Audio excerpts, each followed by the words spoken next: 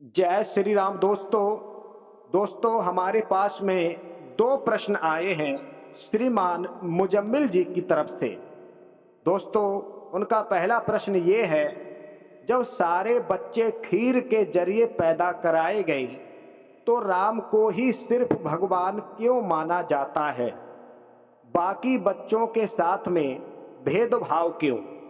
दोस्तों, वो ये पूछना चाह रहे हैं कि श्री राम को ही भगवान क्यों माना जाता है, बाकी बच्चे लक्ष्मण भरत शत्रुघ्न इनको भगवान क्यों नहीं कहा जाता?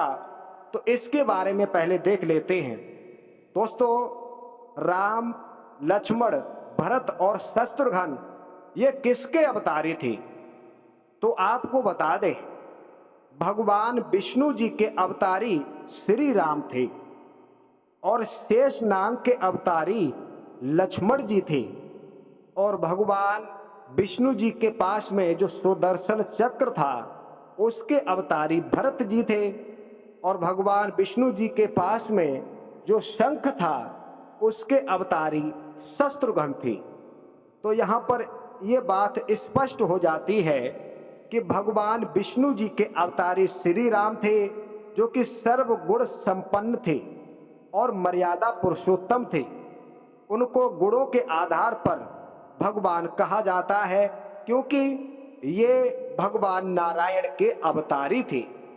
तो दोस्तों, यहाँ पर यह बात स्पष्ट हो जाती है। तो चलिए उनके अगले प्रश्न की तरफ गौर करते हैं। दूसरा प्रश्न ये है कि तीनों पत्नियों को खीर खिलाई गई तो चार बच्चे पैदा कैसे हो गए? जुड़वा बच्चे किसके पैदा हुए?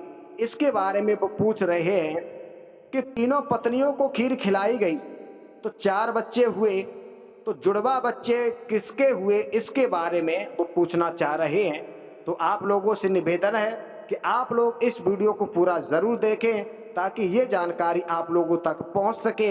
हम आपको प्रत्येक चौपाई के साथ में बताने का प्रयास करेंगे जो कि सच्चाई है। दोस्तों, हालांकि इस प्रश्न को लेकर के कई एक लोगों में मतभेद है। कुछ लोग कुछ बता देते हैं, कुछ लोग कुछ बता देते हैं। तो जैसा कि दोस्तों हमें रामायण में प्राप्त हुआ है, उस रामायण के आधार पर हम आप लोगों को बता रहे हैं। इस वीडियो को पूरा जरूर देखें और ताकि ये जानकारी आपको प्राप्त हो सके। यदि आप हमारे चैनल पर पहली बार जुड़े हैं तो आप हमारे चैनल को भी सब्सक्राइब करके बेल आइकन को प्रेस कर लें। तो चलिए दोस्तों, अब करते हैं ज्ञान की बात। दोस्तों, महाराज दशरथ जो थे, इनके कोई संतान नहीं थी। कुछ लोग ये बता देते हैं, लेकिन ऐसा बिल्कुल नहीं था, क्योंकि महाराज दशरथ की एक कन्या थी जिसका नाम शांता था। हाँ, यहाँ पर एक बात स्पष्ट है कि महाराज दशरथ के कोई पुत्र नहीं हुआ। इनकी उम्र 60,000 वर्ष की हो गई। तो एक बार महाराज दशरथ को बड़ी गिलानी पैदा हुई। रामायण में दोस्तों लिखा है, एक बार भूपत मन माही, बही गिलान मोरे सुतनाही।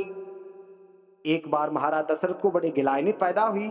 उसके बाद गुरुग्रह गयो तुरत महे पाला, चरण लागे कर विनय विशाला। तो उस समय महाराज दशरथ अपने गुरु जी के पास में गए और चरणों में प्रणाम किया और सारे दुख सुख की बात बताई। तो निज दुख सुख सब गुरहि सुनाऊ, कहीं वशिष्ठ बहु विधि समझाऊ। दरहु धीर होए है सुतचारी, त्रिभुवन विदिति भगत भयहारी।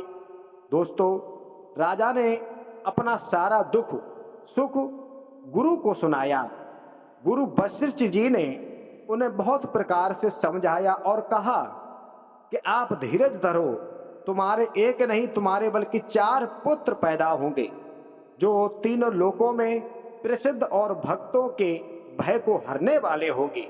लेकिन इसके लिए तुम्हें अपने घर पर पुत्रेष्ट यज्ञ करवाना पड़ेगा। तो श्रृंगी ऋषि को बुलवाना पड़ेगा। श्रृंगी ऋषि ही पुत्रेष्ट यज्ञ कर सकते हैं। तो दोस्तों, प्रमाण ये मिलता है, महाराज दशरथ अपने गुरु को ले जा करके अवध में श्रृंगी ऋषि के पास पहुंचते हैं। तो श्रृंगी ऋषि को बुला करके लेके आते हैं। यहाँ पर एक चौपाई भी दी गई है कि श्रृंगी ऋषि वशिष्ठ बुलावा, पुत्र काम शुभ यज्ञ करावा, भगत सहित मुनि आहुति दीने, प्रकटी आगे न चरु कर लेने। वशिष्ठ जी ने श्रृंगी ऋषि को बुलवाया और उनसे शुभ पुत्र कामेष्ट यज्ञ करवाया। मुनि के भक्तों सहित आहुतियां देने पर अग्निदेव हाथ में चरु लेकर के प्रकट हो गए, यानी चरु कहते हैं खीर को।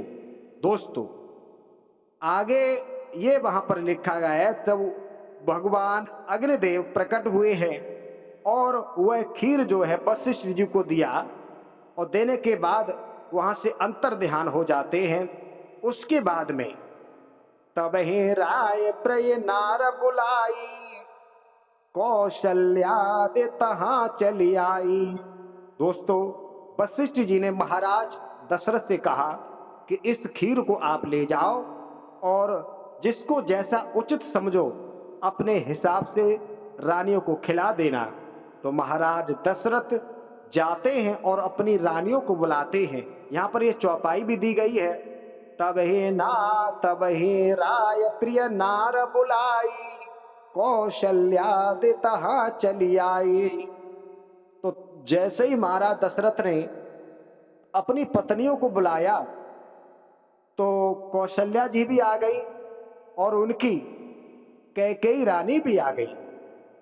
तो महाराज दशरथ ने उस खीर के भाग किए। तो चौपाई में ये लिखा है, अर्ध भाग्य कौशल्य है दीना, उभय भाग्य आधे कर लीना। उसी समय राजा ने अपनी प्यारी पत्नियों को बुलाया। कौशल्या आदि सब रानियां वहां आईं। राजा ने आधा भाग कौशल्या को दिया और शेष आधे को 2 भाग किए। दोस्तों कैकेयी कहे नृपसोदयौ, रहो सो उभय भाग्य पुन भयौ। कौशल्या कैकेयी हाथ धरे, दीन सुमित्र मन प्रसन्न करे।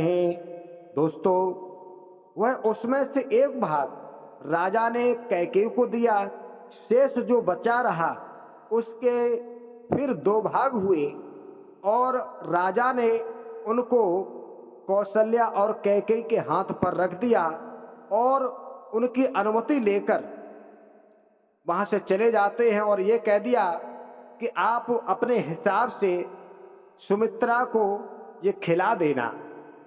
तो दोस्तों दोनों रानियां बड़ी खुश हुई।